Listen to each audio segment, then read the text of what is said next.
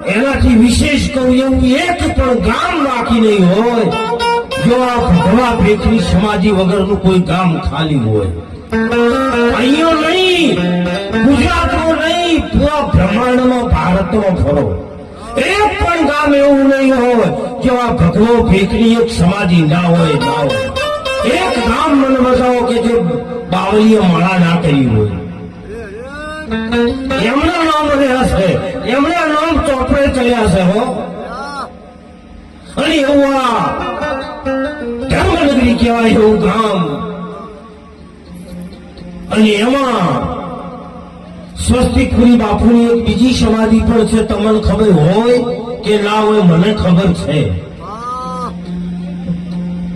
સ્વસ્તિકપુરી બાપુની સમાધિ જેને જવું હોય તો જજો. અહીંયા પણ ભજન કર્યું છે.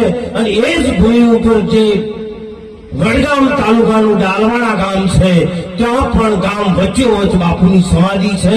ત્યાં પણ એમને ભજન કર્યું છે. આવો મહાપુરુષ બે બે જગ્યાએ સમાધિ લે એ મારા દેશનો આ ભગવો ભેખ અને ભગવો સાધુ રોજ કરી શકે બીજો કોઈ નહીં.